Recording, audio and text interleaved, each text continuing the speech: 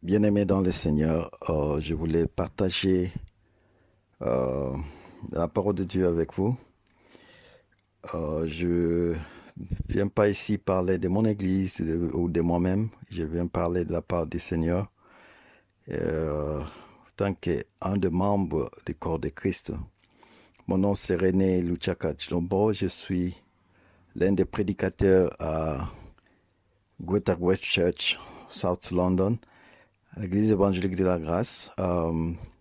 Mais je ne vais pas parler de l'Église, je ne vais pas parler de moi, je vais parler de Christ. Donc, Dieu m'a mis à cœur depuis un certain temps de partager quelques paroles de Dieu, avoir un peu de temps de partager ce qui me met à cœur. Comme l'Église est anglophone, je pensais quand même à la communauté francophone aussi. Je me suis dit, pourquoi pas partager quelque chose en français euh, avec la communauté francophone. Et je prie que le Seigneur nous aide dans cette démarche afin que nous puissions avancer. Ce que je vais partager aujourd'hui, je ne sais pas si je serai à mesure de terminer. Sinon, je pourrais le faire à deux temps ou à trois sessions. Mais nous allons voir. Si le temps nous permet et Dieu fait grâce, nous pouvons aussi les terminer. Toutefois, prions le Seigneur. Père d'amour éternel, nous te disons merci pour cette opportunité que tu nous offres. C'est ta volonté, Seigneur. Tu as voulu que nous puissions nous rapprocher. Bien que le temps est difficile, on ne peut pas se rencontrer dans nos églises respectives. Mais le corps de Christ reste vivant parce que l'église, c'est le corps de Christ, ce n'est pas les bâtiments. Et nous voulons profiter de cette opportunité, Seigneur, de partager ta volonté dans nos vies, spécialement pendant cette période où tout le monde se pose des questions de cette vie sur terre, à quoi ça ressemble. Et beaucoup sont entrés dans des dépressions, ont perdu le goût de la vie, ont perdu leurs proches et se posent des questions de leur demain, comment ils seront, qu'est-ce qui va arriver. Seigneur, nous croyons en toi, nous faisons confiance à ta fidélité. Viens nous parler pour soutenir notre foi. Nous ne voulons pas perdre notre foi, nous voulons rester avec toi et marcher avec toi pendant cette période. Nous savons qu'avec toi, la marche est sûre et nous voulons rester fermes, tenir jusqu'à la fin. Seigneur, sanctifie les paroles qui vont sortir de moi parce que ça vient de toi. Laisse que le Saint-Esprit nous conduise au nom glorieux et puissant de notre Maître, Seigneur Jésus-Christ. Amen. Bien-aimé, j'aimerais lire un passage dans Matthieu, chapitre 11, verset 28. La Bible dit ceci. C'est notre Seigneur Jésus qui le dit. Venez à moi, vous tous qui êtes fatigués et chargés, et je vous donnerai du repos. Cette parole, nous l'avons déjà lue plusieurs fois, nous l'avons entendue plusieurs fois. Mais Dieu va nous aider ce soir, aujourd'hui, à comprendre un peu davantage la profondeur de cette parole. Et j'aimerais ici que nous puissions comprendre une chose. C'est plus un enseignement que une prédication. Et tant qu'enfant de Dieu, j'étais choqué de voir combien d'enfants de Dieu sont entrés à dépression, se sont isolés, écartés de la voix du Seigneur, désespérés pendant cette période. Et certains se posaient des questions si c'était pas la fin du monde, si c'est pas Dieu qui voulait nous punir de nos péchés. Plusieurs questions se sont posées. Mais j'aimerais ensemble avec vous partager la parole de Dieu.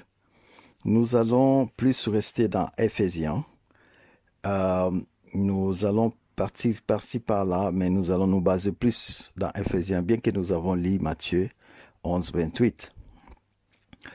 Dans ce que nous allons partager, je vais prendre trois éléments importants. Les trois points sont vraiment à suivre attentivement.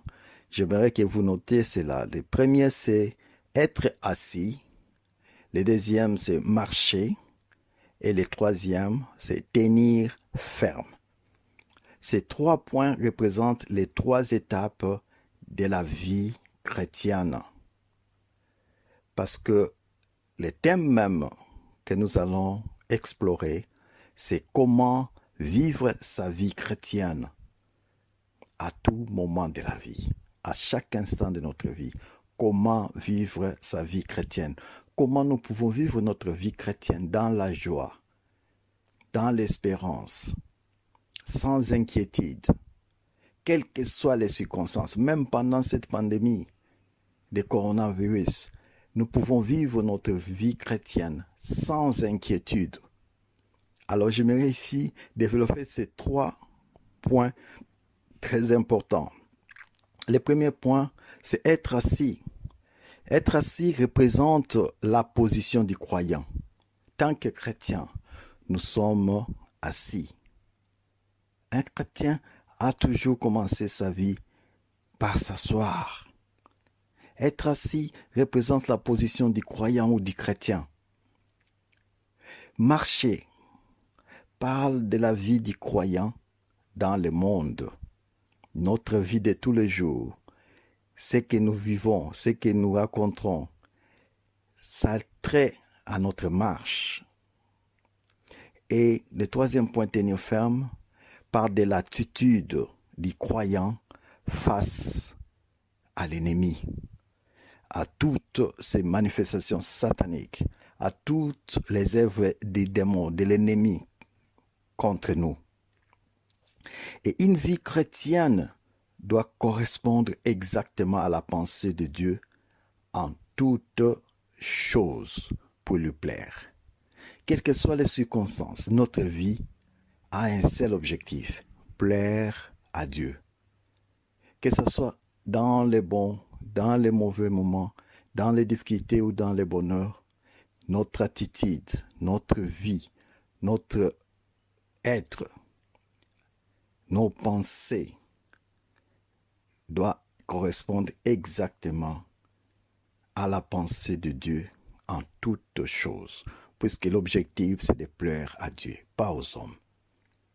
Trop souvent dans notre vie, nous appliquons ces principes à un détail particulier de notre conduite ou de notre travail pour lui, sans réaliser l'étendue de l'ajustement qui nous est demandé, ni parfois même où il doit commencer. Ça, c'est très important.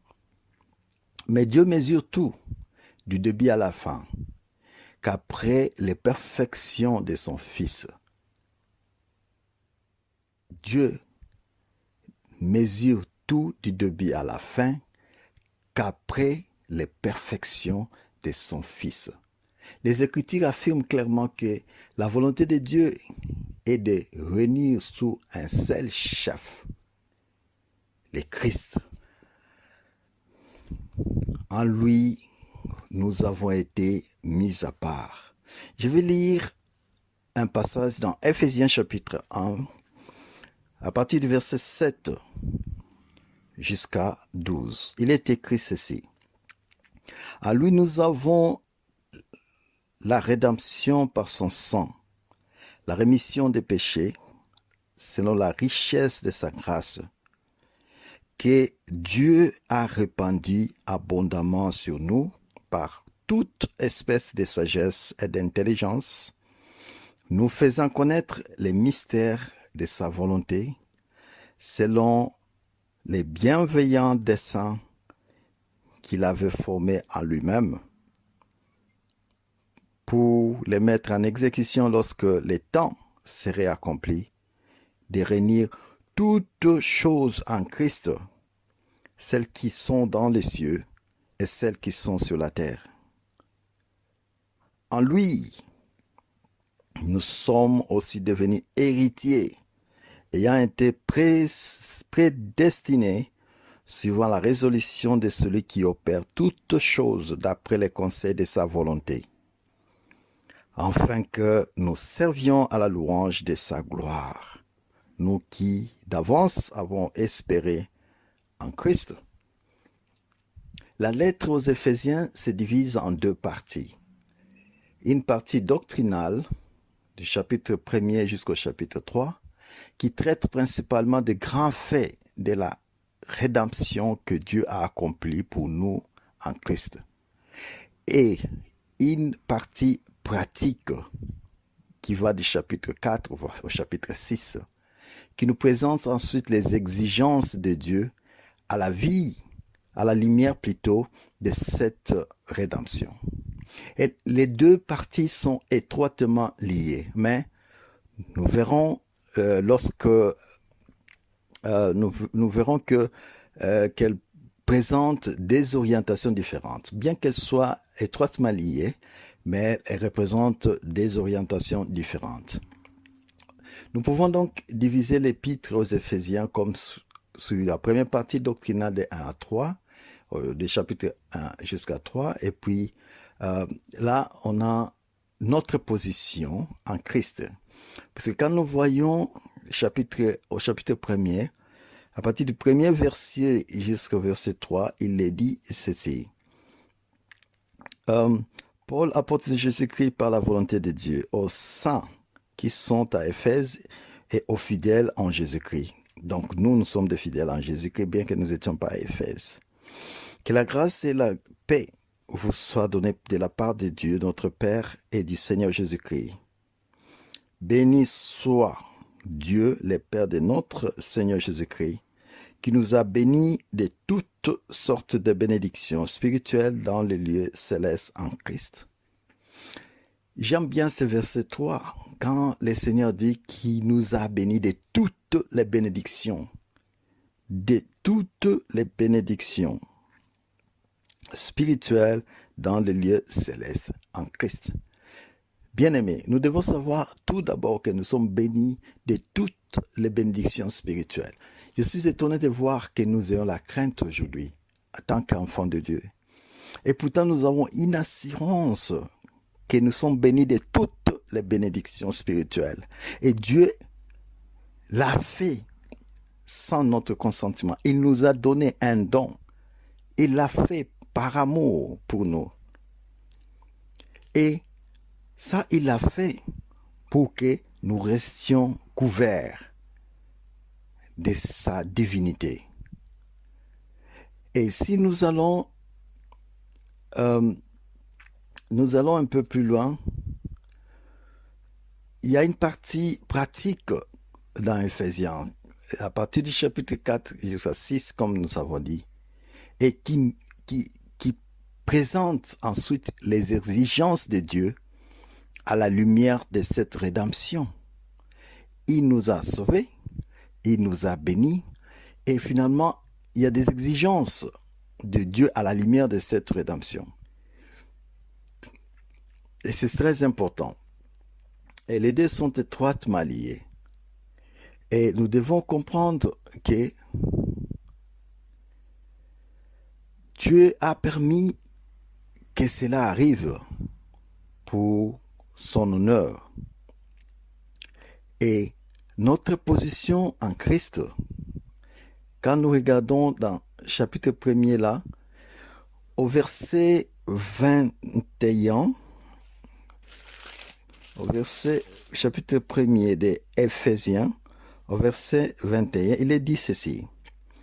Au-dessus de toute domination, de toute autorité, de toute puissance, de toute dignité et de tout nom qui se peut nommer, non seulement dans les siècles présents, mais encore dans les siècles à venir. Donc, notre bénédiction vient de celui dont le nom est au-dessus de tous les noms, sur la terre tout comme au ciel, et encore dans tous les siècles.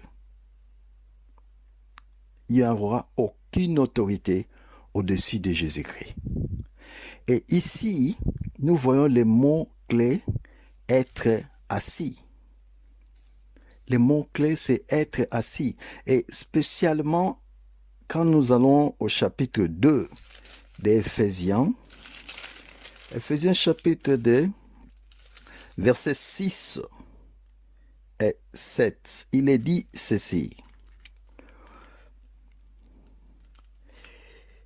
Il nous a ressuscités ensemble et nous a fait asseoir ensemble dans le lieu céleste en Jésus-Christ, afin de montrer dans les siècles à venir l'infinie richesse de sa grâce par sa bonté envers nous en Jésus-Christ. Il nous a ressuscités. Il nous a ressuscités, bien-aimés. Nous étions morts par nos péchés, mais en Christ, il nous a ressuscités. Pas seulement nous a fait ressusciter, il nous a fait asseoir ensemble dans le lieu céleste en Jésus-Christ, afin de montrer dans les siècles à venir l'infinie richesse de sa grâce et de sa bonté envers nous en Christ. Il veut faire voir la grandeur, la richesse de sa grâce et de sa bonté. Ce n'est pas nous, ça ne dépend pas de nous, ça dépend de lui, de Dieu. Et dans la partie pratique, notre vie dans le monde, si nous allons dans Ephésiens chapitre 4, verset 1er à 6, et puis verset 9, nous pouvons voir ce que le Seigneur nous dit. Et les mots-clés dans cette partie pratique, c'est marcher. Quand nous allons dans ce chapitre 4, les mots-clés nous allons trouver, c'est marcher. Il dit ceci, à Ephésiens chapitre 4, à partir du verset 1er, il dit ceci. Je vous exhorte donc, moi, les prisonniers dans le Seigneur, à marcher d'une manière digne de la vocation qui vous a été adressée, en toute humilité et douceur, avec patience, vous supportant les uns les autres avec charité, vous efforçant de conserver l'unité de l'esprit par les liens de la paix. Il y a un seul corps et un seul esprit, comme aussi vous avez été appelés à une seule espérance par votre vocation. Il y a un seul Seigneur, une seule foi, et un seul homme, un seul baptême, un seul Dieu et Père de tous, qui est au-dessus de tous, et parmi tous et en tout. Maintenant, à chacun de nous, la grâce a été donnée selon la mesure du don de Christ. C'est pourquoi il est dit, étant monté en haut, il a amené des captifs et il a fait des dons aux hommes. Or, que signifie il est monté sinon qu'il est aussi descendu dans les régions inférieures de la terre? Là, on parle de Christ. Et le mot-clé ici, nous avons vu, c'est marcher. Marcher. Dans Ephésiens chapitre 4, verset 1. Marcher d'une manière digne à la vocation. Il y a un troisième et dernier point sur les trois nous avons parlé. Nous avons parlé de s'asseoir, marcher. Et le troisième point, c'est tenir ferme. Quand nous allons dans Ephésiens chapitre 6, au verset 11, il est dit ceci. Revêtez-vous de toutes les armes de Dieu, afin de pouvoir tenir ferme, contre les ruses du diable. Je reprends encore. Revêtez-vous de toutes les armes de Dieu, afin de pouvoir tenir ferme contre les ruses du diable. Nous avons vu 3 points ici. S'asseoir, marcher et tenir ferme. On peut se poser la question, comment est-ce que quelqu'un qui est assis peut marcher? Une belle question. Et que quelqu'un qui est assis peut encore tenir ferme? Est-ce que c'est important? C'est important parce qu'il est assis, il a l'équilibre sur lui. Ou encore quelqu'un qui marche, comment il peut tenir ferme? Parce qu'il est en mouvement, il marche. Ou encore quelqu'un qui tient ferme, comment il peut s'asseoir ou marcher? On peut se poser de multiples questions. Pour qu'une vie chrétienne soit vraiment heureuse, les croyants doivent comprendre comment vivre ces 3 étapes. Et c'est très important.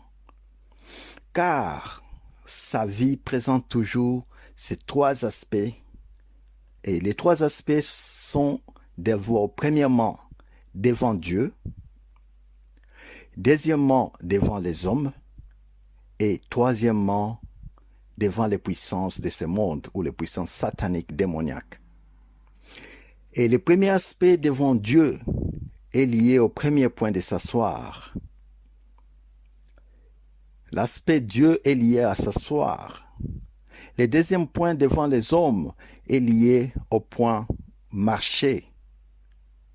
Et le troisième point devant les puissances sataniques ou démoniaques de ce monde est lié au point numéro 3 de tenir ferme.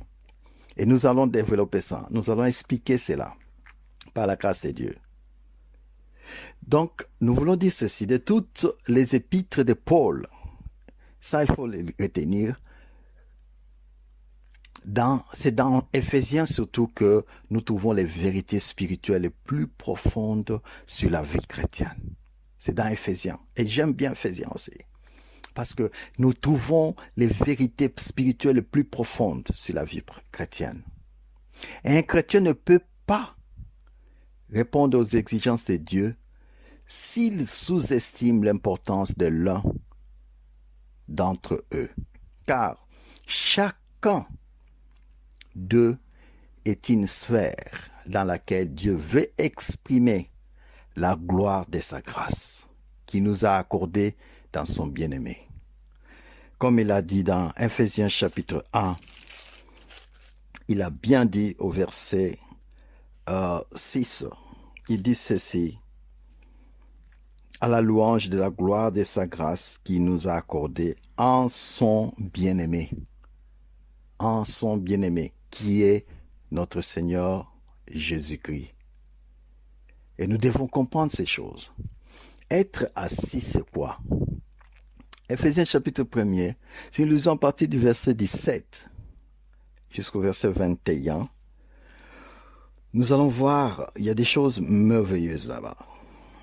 Il est dit ceci: afin que le Dieu de notre Seigneur Jésus-Christ, le Père de gloire, vous donne un esprit de sagesse et de révélation dans sa connaissance, et qu'il illumine les yeux de votre cœur, pour que vous sachiez quelle est l'espérance qui s'attache à son appel, quelle est la richesse de la gloire de son héritage qu'il réserve aux saints, et quelle est envers nous qui croyons, l'infinie grandeur de sa puissance, se manifestant avec efficacité par la vertu de sa force.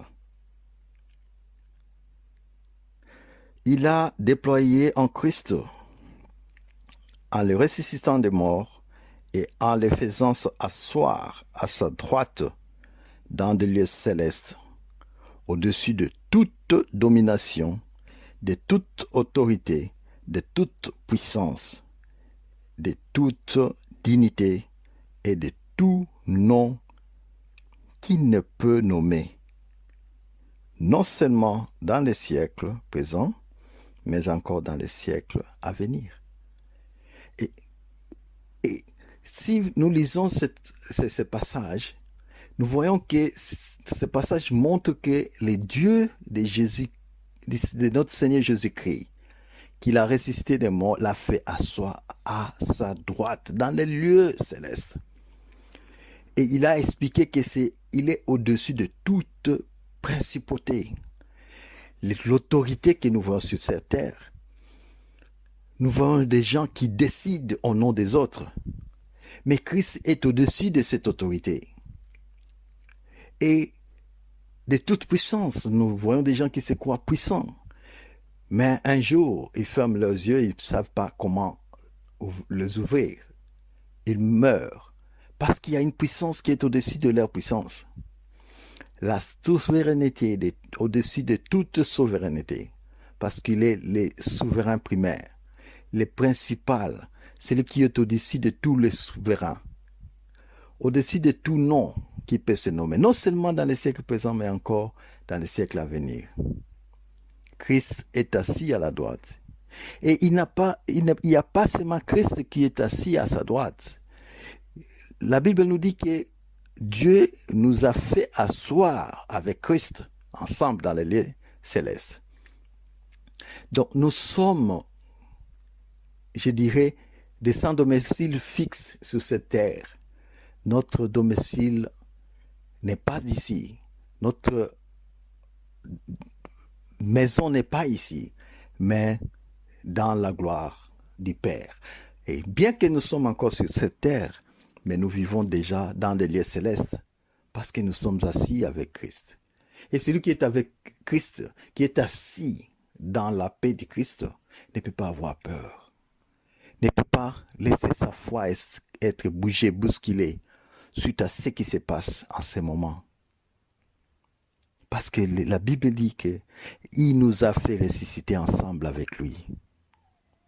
Et si nous continuons à lire dans la Bible, il dit ceci. Et c'est par la grâce, en effet, que nous sommes sauvés, par les moyens de la foi. Et cela ne vient pas de nous. C'est plutôt un don de Dieu. Surtout pas par les œuvres, afin que personne ne se glorifie. Comme il est écrit dans Ephésiens chapitre 2, verset 5 jusqu'à 9. La Bible cherche à nous faire voir exactement ce que Dieu a fait et ce que Dieu a voulu réellement que nous comprenions. Si nous sommes sauvés, ce n'est pas grâce à nos efforts. Ce n'est pas grâce à ce que nous sommes, parce que nous sommes parfaits. Non.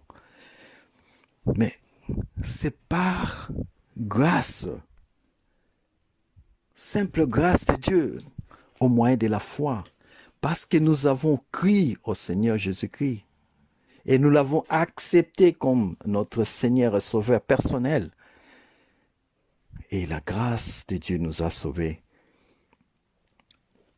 Dieu n'a pas voulu que l'homme soit sauvé par ses œuvres, parce qu'il a donné beaucoup d'offrandes, parce qu'il a aidé les malades, parce qu'il était un bon, parce qu'il a fait beaucoup de jeûnes, parce qu'il s'est sacrifié à dormir par terre en priant, parce qu'il est resté pendant des années avec le même habit là, sale, pour se sacrifier. Non. Ça, c'est un don. Il ne faut pas que l'homme pense être sauvé parce qu'il a mérité. Non. La grâce, c'est une faveur imméritée. Personne ne peut atteindre la sainteté de Dieu pour être sauvé. C'est pourquoi il a fait par grâce, à travers son Fils Jésus-Christ, à travers la foi en Jésus-Christ.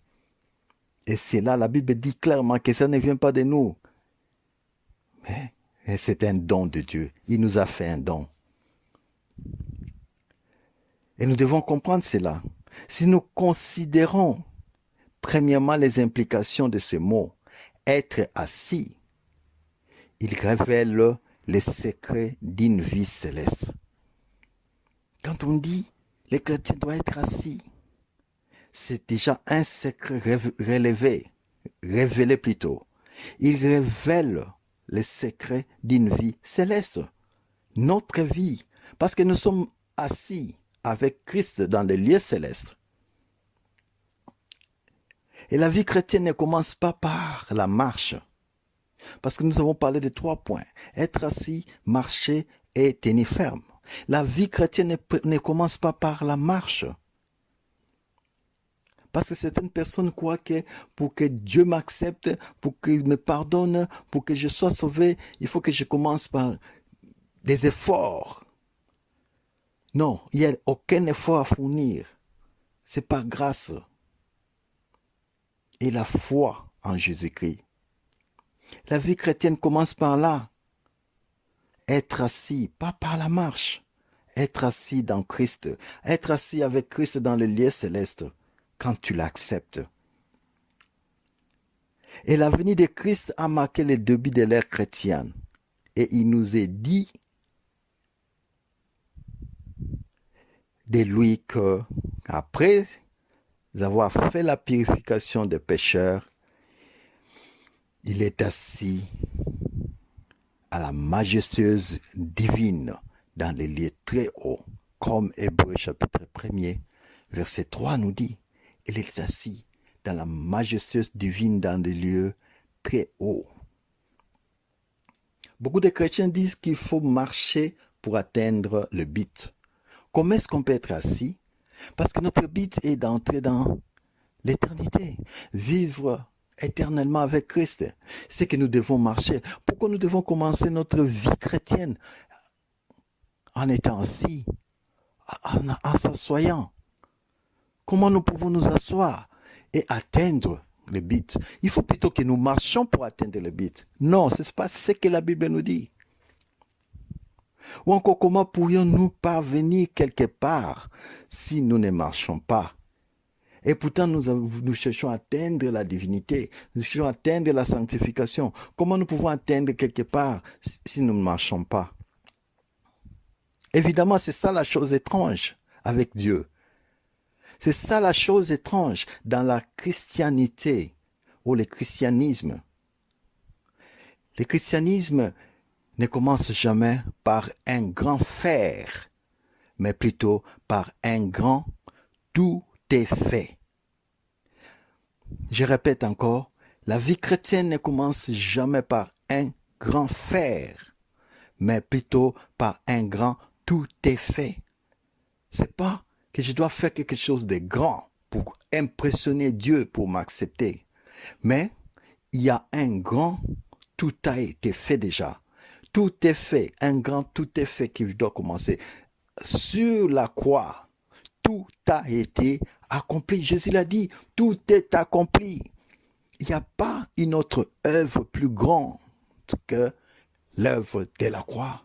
Il n'y a pas une autre œuvre plus grande que ce que Jésus a accompli sur la croix. Tout est accompli. Et la vie chrétienne commence par là. Avec un grand tout est fait. C'est pas ce que moi je veux faire aujourd'hui qui va me sauver, mais ce que Jésus a fait il y a plus de 2000 ans sur la croix, c'est ce qui m'a sauvé. Et je peux aujourd'hui me reposer dans la paix. Car Dieu nous a bénis de toutes les bénédictions spirituelles dans les lieux célestes en Christ. J'aime bien ce passage. Et je peux encore le lire, le relire plusieurs fois. En tant qu'enfants de Dieu, nous avons déjà des bénédictions en Christ que nous ignorons. Nous allons vers Dieu pour demander que Dieu nous bénisse de ceci ou de cela. Et pourtant, nous avons déjà ces bénédictions. Comme il est dit dans Ephésiens chapitre 1er. Je vais lire ça encore dans verset 3. Béni soit Dieu le Père de notre Seigneur Jésus-Christ qui nous a bénis de toutes sortes de bénédictions spirituelles dans le lieu céleste en Christ. Et en tant qu'enfants de Dieu, si nous ignorons les bénédictions que nous avons reçues en Jésus-Christ, à l'œuvre de la croix, nous avons du mal à jouir de notre vie chrétienne. Et nous sommes conviés dès le début à nous asseoir et à jouir de ce que Dieu a fait pour nous. Et non pas à marcher, à l'atteindre par nos propres efforts. Ces bénédictions que nous sommes bénis depuis le ciel, de toute bénédiction spirituelle depuis le ciel, quand nous commençons notre vie chrétienne, nous sommes conviés, dès le début de notre vie chrétienne, à nous asseoir et à jouir de ce que Dieu a fait pour nous. Et non à marcher, à chercher à atteindre par nos propres efforts ces bénédictions. C'est ça la différence. Dans d'autres religions, quand tu vas, on va te dire, il faut faire ceci, il faut jeûner peut-être pendant un mois, il faut donner des aumônes, il faut donner des offrandes, il faut aller faire ceci, il faut prier telle prière autant de fois, il faut prier cette prière autant de fois, il faut faire peut-être se laver les mains ou le corps autant de fois, ou telle partie du corps, tout ça. Mais quand tu viens en Jésus-Christ, ici je ne parle pas de l'Église, je parle d'une relation personnelle entre l'homme et son Sauveur, entre l'homme et Dieu, entre l'homme et Christ, une relation personnelle de l'homme. Je ne parle pas d'une Église, je ne parle pas d'une religion, je ne parle pas de moi, je parle de ce que la parole de Dieu dit, la relation personnelle d'un homme avec son Seigneur, avec son Sauveur. C'est de ce que je parle ici. Et si nous arrivons à comprendre cela, la marche implique un effort. Pour marcher, ou quand tu marches, quand quelqu'un marche, il fournit un effort. Alors que Dieu dit que nous sommes sauvés non par les efforts ou par les œuvres, mais par la grâce, au moyen de la foi en Jésus-Christ. Éphésiens chapitre 2, verset 8, je peux le lire. Éphésiens chapitre 2, verset 8, car c'est par la grâce que vous êtes sauvés, par les moyens de la foi. Et cela ne vient pas de vous, c'est les dons de Dieu. C'est un don qui vient du Seigneur Jésus-Christ. C'est un don de Dieu à travers le Seigneur Jésus-Christ. Or, commencer la vie chrétienne par la marche, c'est comme si nous faisons un effort pour atteindre un objectif par nos œuvres, par notre effort. La marche n'est pas un repos. La marche, c'est un effort. Et nous n'en avons pas besoin en commençant notre vie chrétienne. Parce que tout a été fait sur la croix. Nous avons été sauvés par la grâce. Nous devons juste croire par la foi en Christ et être sauvés. Et ceci résume que nous sommes sauvés en nous reposant sur le Seigneur Jésus-Christ, en nous confiant en lui, en nous reposant sur le Seigneur Jésus-Christ, en nous confiant en lui. Nous n'avons rien fait pour nous sauver nous-mêmes. Rien du tout. Nous n'avons rien fait pour nous sauver nous-mêmes. Nous avons simplement déposé sur lui les fardeaux de nos âmes chargées de péché. Nous avons juste déposé sur lui les fardeaux de nos âmes surchargées de péché pour qu'en retour, il nous donne la paix. Pour qu'en retour, il nous dise, j'ai pris ce fardeau, tu peux t'asseoir maintenant. Relax. Repose-toi. C'est ça la différence. Nous commençons notre vie chrétienne non pas en nous reposant sur ce que nous avons fait nous-mêmes, mais sur ce qu'il a fait, lui, le Christ. Pas sur ce que nous avons fait ou nous faisons nous-mêmes, mais sur ce qu'il a fait, l'œuvre de la croix et l'accomplissement de cette œuvre. Je dirais plutôt que la vie chrétienne est basée sur les principes d'une dépendance absolue au Seigneur Jésus-Christ, du début jusqu'à la fin.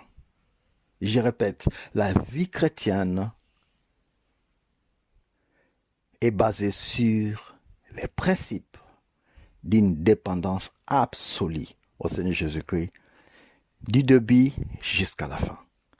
Nous n'avons rien fait, nous ne pouvons rien faire pour être sauvés par nous-mêmes. C'est la dépendance totale. Il n'y a pas de limite à la grâce de Dieu. Il n'y a pas de limite à la grâce que Dieu veut répandre sur nous. Il veut tout nous donner, mais nous ne pouvons rien recevoir à moins de nous reposer sur lui. Dieu est prêt à tout nous donner, mais nous ne pouvons rien recevoir à moins que nous nous reposons sur lui. Être assis, c'est une position de repos. Être assis, c'est une position de repos. Quand on dit que nous sommes assis avec le Seigneur dans les lieux célestes, c'est que nous avons le repos en Christ. Nous sommes assis avec lui. Nous avons le repos en lui. Puisque quelque chose a été accompli, l'effort cesse et nous nous asseyons. Parce que quelque chose a été accompli sur la croix, il n'y a plus d'effort à faire. Il n'y a plus d'effort à faire et nous nous asseyons avec lui. En marchant ou en restant debout, nous dépensons beaucoup d'énergie. Mais une fois assis, nous nous délaissons et nous nous relaxons. Car ce ne sont plus nos muscles qui nous supportent, mais quelque chose en dehors de nous-mêmes. Si tu es resté longtemps debout et que tu trouves une chaise, tu t'assois, tu vas sentir même les muscles de tes pieds en train de se relaxer. Parce que ces muscles ont fourni beaucoup d'efforts pendant un long moment. Et tu as trouvé quelque part pour s'asseoir. Tu dois te reposer maintenant. Et c'est ça la différence. Le monde nous a fait marcher, le monde nous a fait souffrir, nous a fourni beaucoup d'efforts. Quand nous avons connu Christ, nous avons pu trouver quelque part pour nous reposer, sans fournir beaucoup d'énergie. En marchant ou en restant debout, nous dépensons beaucoup d'énergie. Mais avec lui, il nous a fait asseoir. Tout comme au commencement. Je pense que je vais m'arrêter juste dans les premiers points, être assis pour aujourd'hui. Et la prochaine session, nous allons continuer avec marcher et puis tenir ferme. Je voulais dire ceci, tout comme au commencement, Dieu créa du 1er au 6e jour et se reposa au 7e jour, qui devint le sabbat de Dieu. Et Adam et Ève furent créés à la fin du 6e jour. Si nous allons dans Genèse, chapitre 1er, nous allons voir, tu peux lire du verset 27 au 28 et puis 31. Et puis après nous allons dans Genèse 2, 2 et 3. Mais lisons d'abord au verset 27 du chapitre 1er. Genèse chapitre 1er, verset 27. Il est dit ceci. Dieu créa l'homme à son image. Il les créa à l'image de Dieu. Il créa l'homme et la femme. Donc, Dieu a créé l'homme et la femme. Dieu les bénit. Dieu les bénit. Et Dieu leur dit, soyez féconds, multipliez, remplissez la terre et la sujettisez, et dominez sur les poissons de la mer, sur les oiseaux du ciel et sur tout animal qui se meurt sur la terre. Quelque chose d'extraordinaire. Même quand Dieu a créé l'homme, la Bible nous dit au verset, à Genèse chapitre 1er, verset 28, que Dieu les bénit. Dieu les a bénis dès le commencement. Il les a bénis. Et puis, quand nous voyons la démarche de Dieu, après avoir créé l'homme, au verset 31, nous voyons finalement que Dieu vit tout ce qu'il a créé, tout ce qu'il a fait était bon. Et voici, cela était très bon, il a dit. Ainsi, il eut un soir et il y a un matin, c'est fut le 6e jour. Donc, au verset 31, on nous fait voir que l'homme a été créé effectivement le 6e jour. Mais alors, le 7e jour, quand nous allons à dans Genèse chapitre 2, à partir du verset 2 et 3, on dit ceci. Dieu achevant au 7e jour son œuvre qu'il avait faite. Et il se reposa au septième jour de toute son œuvre qu'il avait faite. Dieu bénit le septième jour et il les sanctifia parce qu'en ce jour, il se reposa de toute son œuvre qu'il avait créée en la faisant. La question de savoir pourquoi Dieu se reposait. Mais quelque chose d'extraordinaire, d'intéressant, je trouve, dans ce passage. Donc l'homme commence son premier jour, parce qu'il a été créé à la fin du sixième jour, le soir. Il commence son premier jour au septième jour de Dieu, quand Dieu se reposa. Donc, le sabbat de Dieu. Alors, cela veut dire qu'il commence dans les repos, parce que Dieu s'est reposé ces jours-là. Donc, quand on veut recevoir un visiteur à la maison, on est dans les repos. On ne se met pas à travailler, puis le visiteur arrive, mets-toi là-bas, tout ça. Non, quand on veut accueillir quelqu'un, on se met soi-même d'abord dans un repos. On est relax pour accueillir quelqu'un. Donc, l'homme commence son premier jour au septième jour de Dieu, qui est le sabbat, le repos de Dieu. Cela veut dire qu'il commence les repos, qu'il commence dans les repos et non dans le travail. Dieu travaille avant de se reposer, mais l'homme doit tout d'abord entrer dans les repos de Dieu pour se ressourcer afin de pouvoir ensuite travailler. L'homme a besoin du repos parce qu'il est chair et il peut se fatiguer, c'est normal. Mais Dieu est esprit. Est-ce que Dieu a besoin du repos? En réalité, non. En réalité, Dieu n'a pas besoin du repos. Est-ce qu'après la création, Dieu était fatigué? Et c'est la raison pour laquelle il s'est reposé? Non. Ce n'est pas parce qu'il était fatigué qu'il s'est reposé. Non. D'ailleurs, si nous lisons dans la Bible, on dit qu'il s'est reposé sur lui-même. Il s'est reposé sur ses œuvres, ses propres œuvres. Il s'est reposé sur lui-même, sur ce qu'il a fait. Il s'est reposé pour accueillir dans les repos et permettre à l'homme de se reposer sur lui.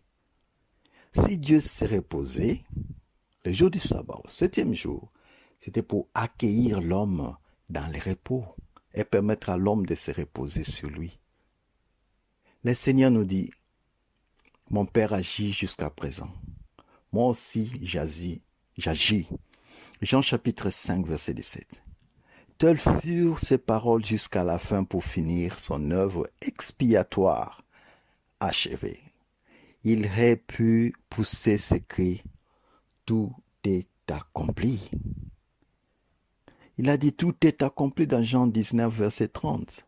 À partir de là, l'expérience chrétienne s'est poursuivie comme elle a commencé, fondée non sur notre propre œuvre, mais toujours et uniquement sur l'œuvre accomplie par Jésus-Christ.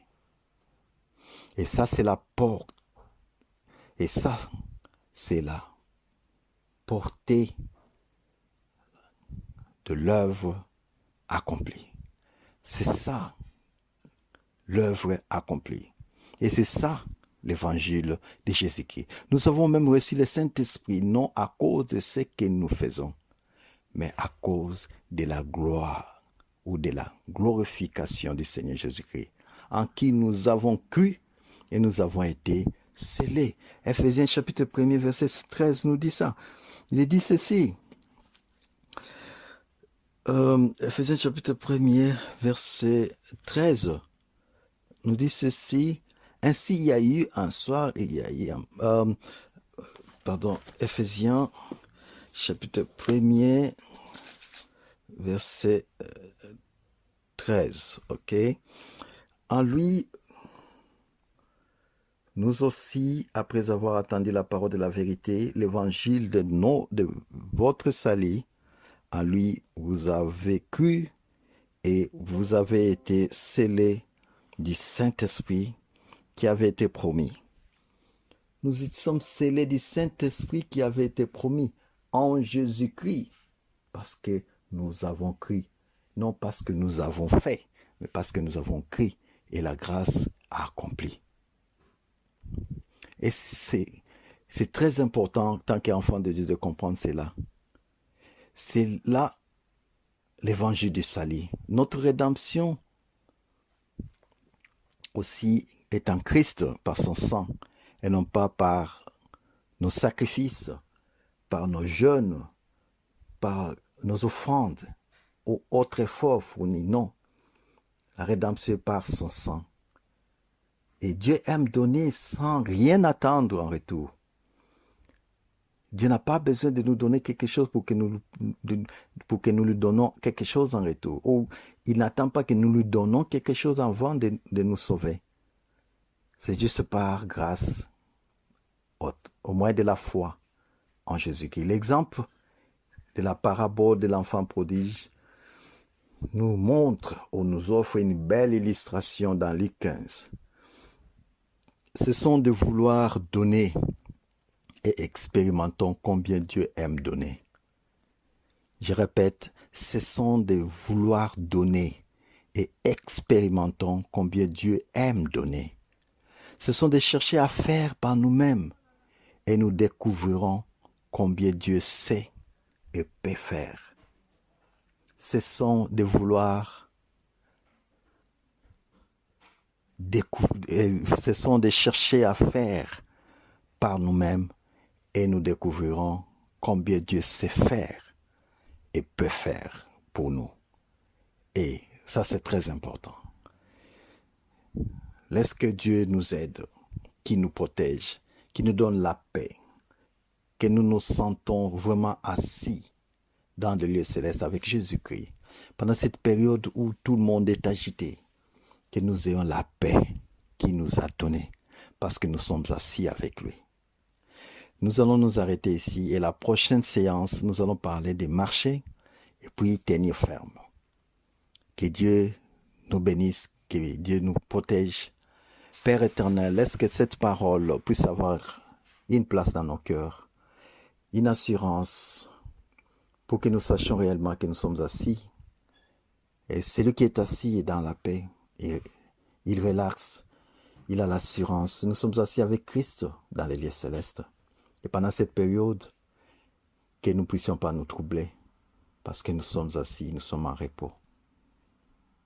Bénis ma soeur, bénis mon frère, bénis le corps de Christ partout dans le monde. Bénis mes bien-aimés, Seigneur. Soutiens notre foi, afin que nous puissions rester obéissants et marcher selon ta volonté. Tu es un Père fidèle. Fais grandir la fidélité dans nos cœurs. Dans ta grâce et ta bonté, au nom glorieux, puissant de Jésus. Amen. Que Dieu vous bénisse.